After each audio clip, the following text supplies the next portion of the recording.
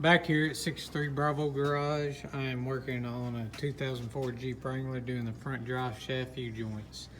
And the booger bear of the day is this double joint that is a little bit of a booger bear to get. I'll show you what I got going on. I'm putting supposedly spicers back in. These are the U-joints SVL. If you look everything up about them, they're made by Dana Spicer, which are supposed to be the best U-joints you can get. Here's a part number for that. Again, this is a 2004 Jeep Wrangler. So this is kind of like what I've already got this one in. I mean, that one should be self-explanatory, okay? This is for, I can't remember what they call it exactly. But see how it swivels in here and it's got needle bearings. It's got needle bearings. Mine's okay. You can actually buy this part if you have a bad one. I don't know any sort of number of that, but anyways, there's that spring. There's your spring right there. You want to make sure that's in there. So I'm going to attempt to put this thing back in.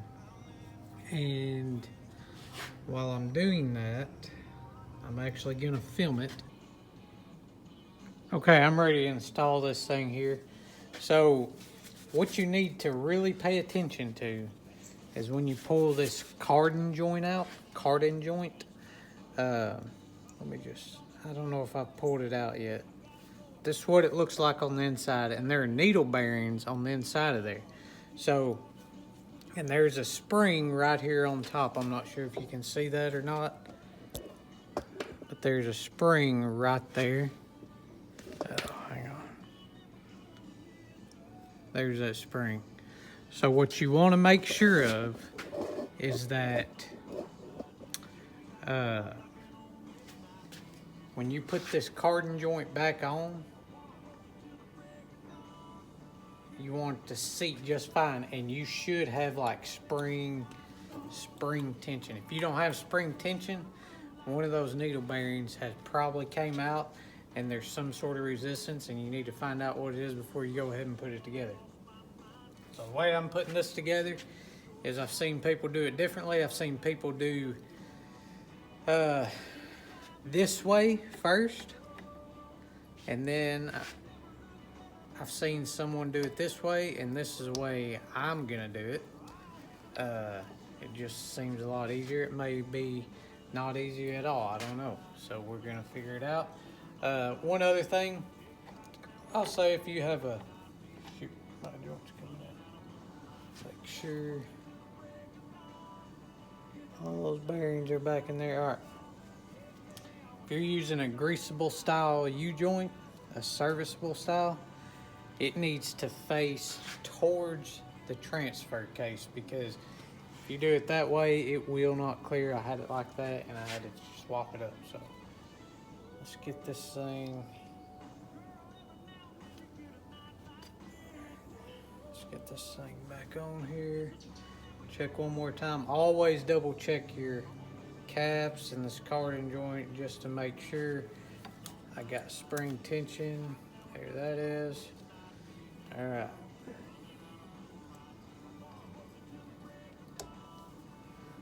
Still have spring tension. I'm gonna get one of my caps. I'm gonna verify the bearings are in there.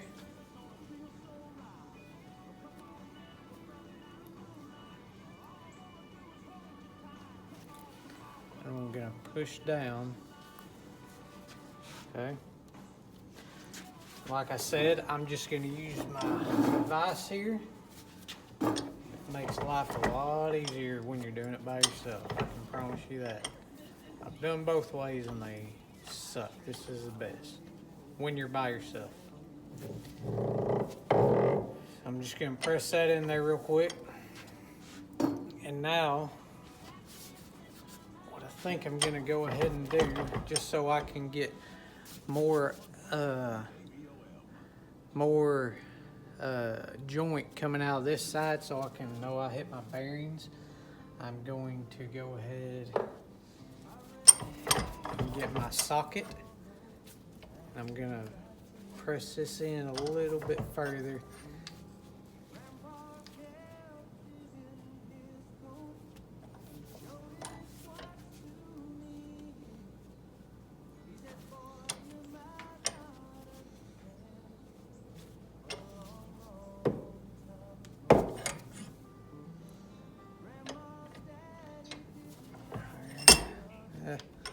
Go a little bit more.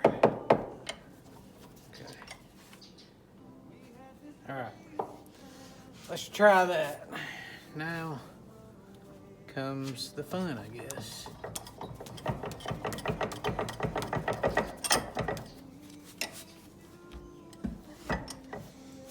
right. I'm going to reposition this camera so you can hopefully see what I'm doing. Okay. So, I got my cap here. I'm gonna verify my needle bearings are good and verify that I'm center also. So that shaft looks pretty center. I may have to push down a little bit.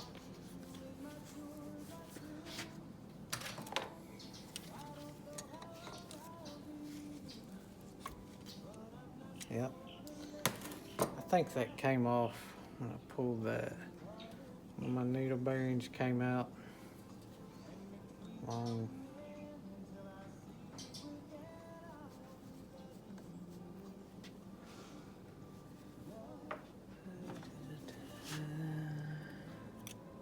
Get my O-ring back.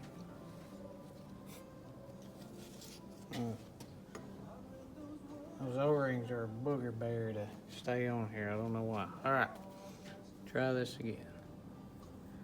What you want to do is you want to make sure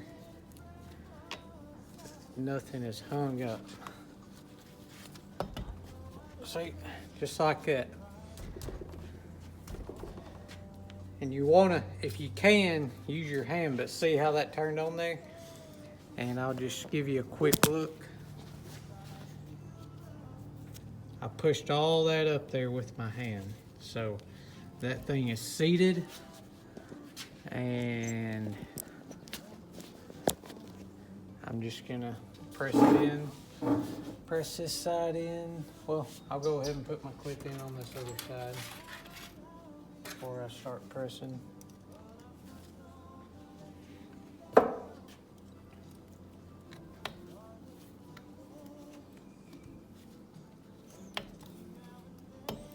Okay. Get my little socket that fits.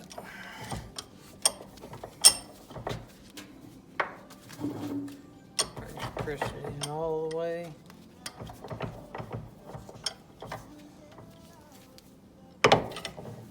There we go.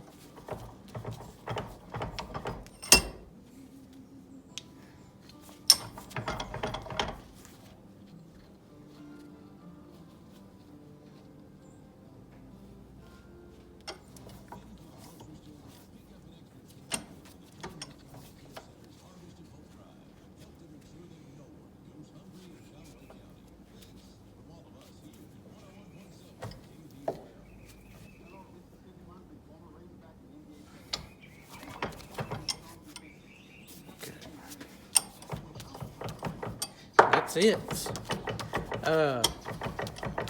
Something I'll mention while I've got it here, just a few things. Sorry, I'm not the best at cutting videos and things like that. So when you pull these U-joints off, I'm going to show you on another one, I guess. I'll show you that. But before you pull this yoke or anything apart, notice every drive shaft has weights on it. Have I in the past, when I was a kid and didn't know a whole lot better? Yes.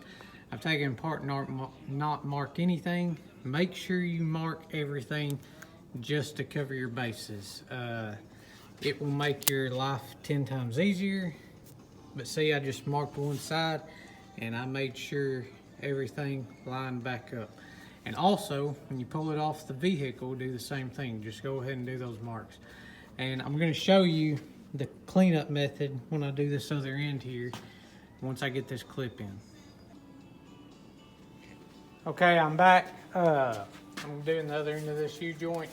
Hopefully that carding joint was very useful on that video. So what I'm doing now, like I said, if you have a vise, even just a vise is nice. If you have a ball joint press, is the best option I've found. Obviously you can still do it with a hammer and a socket, but I don't like to. So I'm just going to press these out with this ball joint press. And like I said, this is all you need is a C-clamp. You could also use like a regular C-clamp from the hardware store, but I do quite a few ball joints, so I have a ball joint press. Make sure you're centered up back here, and your little end cap is going to be able to go through, and you just hammer on this thing.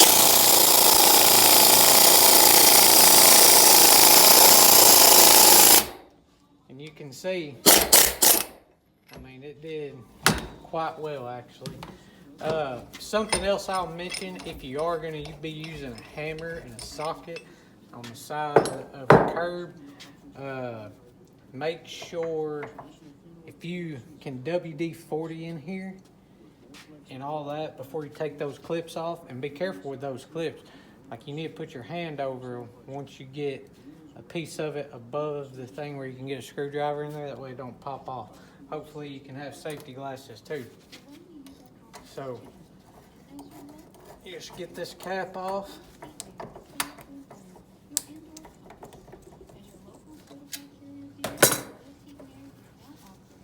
Sometime today would be nice. There it is. See, mine weren't terribly bad, but they've never been changed, and I wanted to get them changed. So I'm hoping I can get this off without having to drive it back through.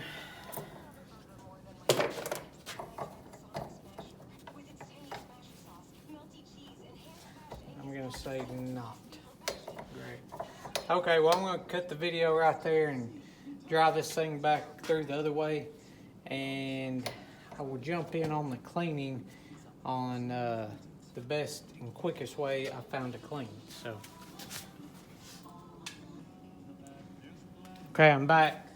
I got that out, and something I will say about these, like these things, you can also obviously do it on the bed of a tailgate, on the ground, I mean, whatever. This thing is just super nice, and they're relatively inexpensive. Like, you can get a basic set off Amazon for like 80 bucks, if I'm guessing, maybe 100, but not really any more than that. I have the master set because, like I said, I do quite a few ball joints, but really nice also for a U-joint deal. And you can also press them in with this as well, which is also very nice. Don't buy that crap that I just threw on the floor a little bit ago, because it's no good. So as far as cleaning this thing, what I'm going to do, take some brake cleaner. If I had my air hooked up, I'd blow it out. Well, I guess so.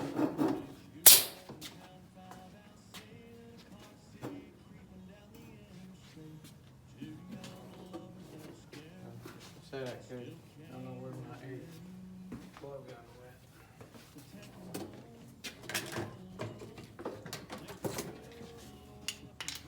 There in front of my eyes like everything else.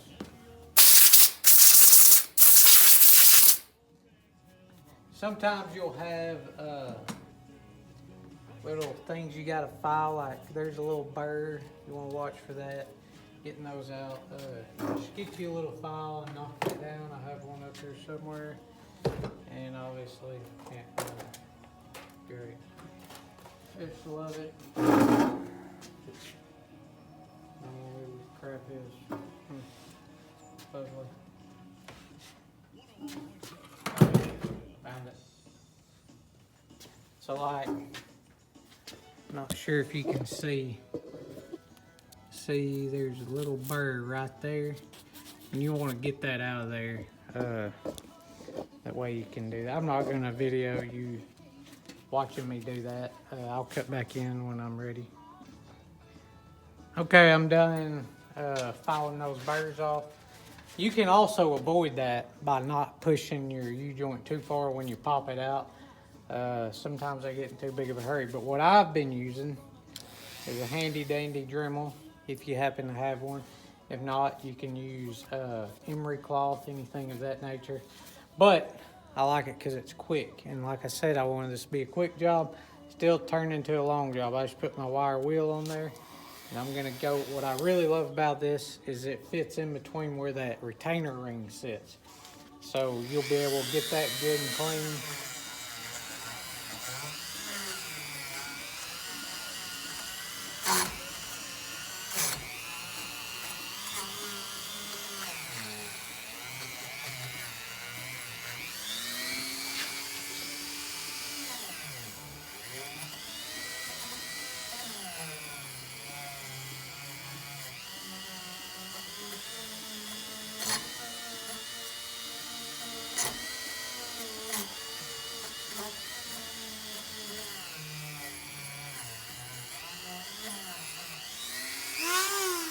All right, that quick. That's why I love that tool. A Dremel's even good for household chores as well. So we will spray brake clean in there again. I'm gonna blow all that out.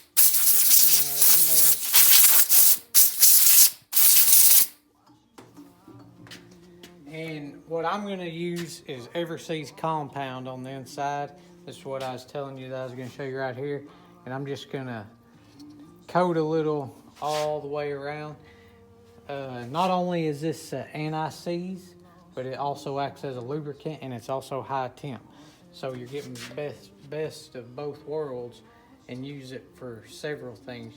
You can also use grease if you don't have any of this, or engine oil, any sort of lubricant to just kind of help slide those in and future U-joints not to seize up. So process is the exact same. I don't think I'm gonna film that either. I will cut back in when I go to install this thing, because I'm gonna show you where the bolts are at on the cardan joint side to get this thing removed from the vehicle. But if you can do this front drive shaft, there should be no issue doing a rear drive shaft of this thing.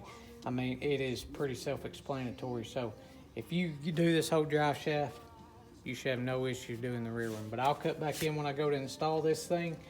Like I said, make sure you mark it before you take it off the vehicle.